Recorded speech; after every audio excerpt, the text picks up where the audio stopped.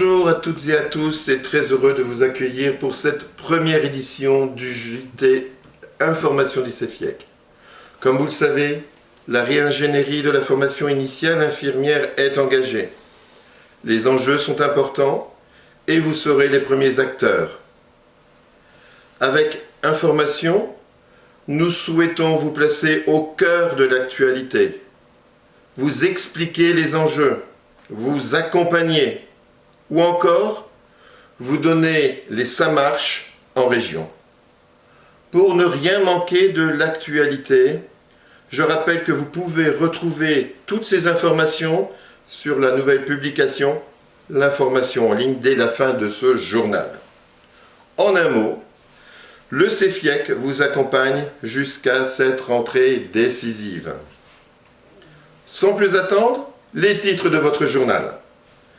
À l'actualité aujourd'hui, un retour sur l'architecture générale du référentiel de formation avec les essentiels de la formation. Un focus sur l'expérimentation universitaire d'Angers, création d'UE et consolidation. Enfin, Stella nous fera un point sur la météo des régions. Pour cette première édition, je suis accompagné de Marielle Boissard. Bonjour. Bonjour. Je rappelle que vous êtes vice-présidente du CEFIEC. Vous êtes aussi directrice des instituts du CHU de Rennes, où vous serez aujourd'hui notre experte sur le sujet qui est l'architecture générale du référentiel de formation. Marielle, je pense qu'il est important en préambule de fixer des bases. Aussi, pouvez-vous nous rappeler justement les essentiels de la formation ? Alors tout d'abord, la volonté des deux ministères est de se mettre en conformité avec la directive européenne de 2005. L'enjeu est de garantir une mobilité professionnelle et une harmonisation des diplômes. Cette directive prévoit que la formation d'infirmiers en soins généraux comprend au moins 3 années d'études qui peuvent être exprimées en crédits ECTS équivalents et qui représentent 4600 heures d'enseignement théorique et pratique. Les enseignements théoriques représentent au moins un tiers de la formation, c'est-à-dire 1533 heures à minima. Les enseignements cliniques représentent au moins la moitié de la formation, soit 2300 heures. Alors pouvez-vous nous parler de l'impact pédagogique de l'universitarisation ? Alors la formation va mener au diplôme d'état d'infirmier, ouvrant droit au grade de licence et qui sera délivré par les présidents des universités.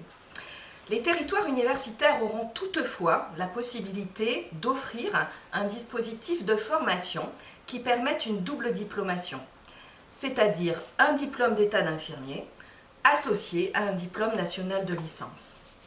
Ce nouveau référentiel de formation sera moins prescriptif, il identifiera un cadre commun et un cadre personnalisable dont le temps dévolu à chacun reste encore à définir.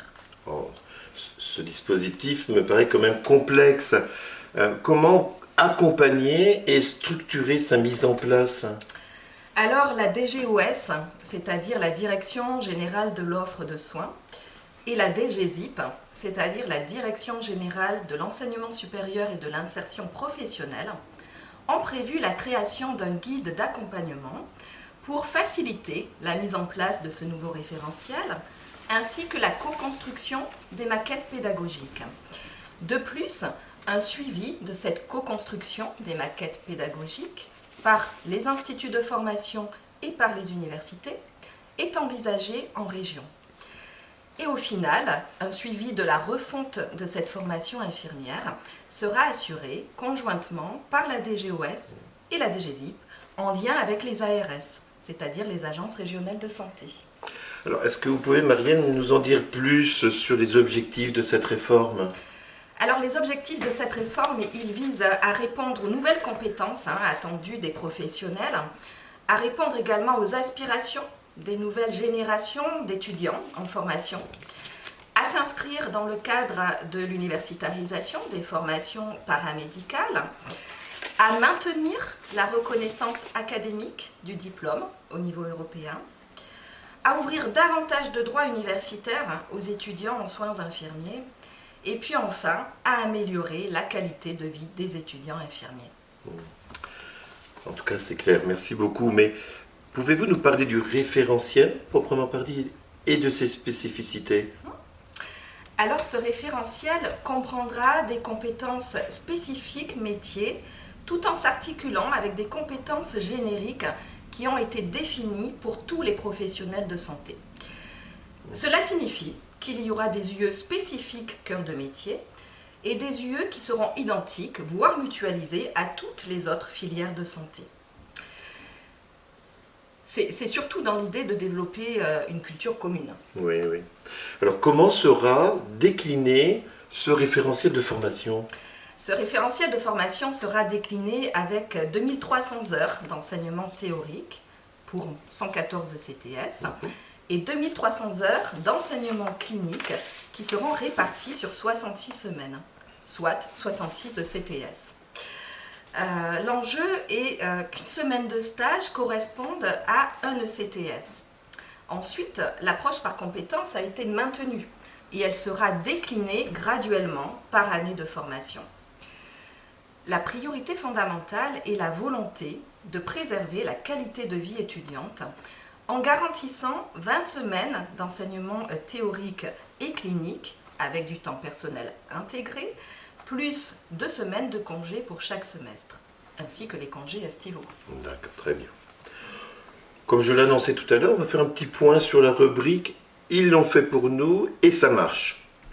Je vous propose un petit détour par Angers avec la création d'UE de consolidation. Marielle, expliquez-nous en quoi ça consiste, quelle est cette expérimentation?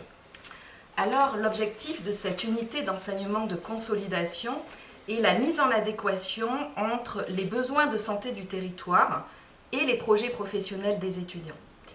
Ainsi, il réalise 15 semaines de stage sur le semestre 6 dans l'un des 6 contextes cliniques suivants. Nous retrouvons le grand âge et l'autonomie, les soins critiques, les contextes qui prennent en compte également toutes les situations complexes avec le travail en réseau, la santé mentale et puis les soins en pédiatrie. Le mémoire que réalisent les étudiants est aussi en lien avec ce contexte clinique que les étudiants choisissent. Et les étudiants sont préparés en amont au travers de cette unité d'enseignement via des cours dédiés, des travaux pratiques et des ateliers de simulation. Merci Marielle Boissard pour cet exposé qui était très clair. Je vais maintenant donner la parole à Stella pour la tendance météo en région.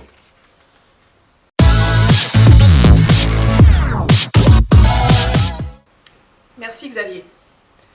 Depuis plus d'1 an, les 2 ministères ont enclenché une refondation inédite de la profession et de la formation infirmière. Cette restructuration entraîne des turbulences importantes tant sur le plan de sa mise en œuvre que sur les contours du métier de formateur dans les instituts de formation. En effet, la pression atmosphérique constatée engendre un voile de nuages élevé avec un vent modéré à direction variable. Mais, depuis le mois de novembre, les prévisions sont plus rassurantes et laissent présager une co-construction efficace entre les instituts de formation, les universités et les milieux cliniques, en espérant que ce climat apaisé perdure. Je terminerai par l'éphéméride avec la citation du jour de Pierre-Georges Latécoère. « J'ai refait tous les calculs, ils confirment l'opinion des spécialistes. Notre idée est irréalisable. Il ne nous reste qu'une seule chose à faire, la réaliser. » Merci Stella de cette météo-pédagogie. Nous arrivons au terme de ce premier JT Information. Nous vous retrouverons avant la fin de cette année. Ce sera votre cadeau de Noël et nous aborderons ensemble les stages, les typologies, les durées. Merci de votre présence et à très prochainement.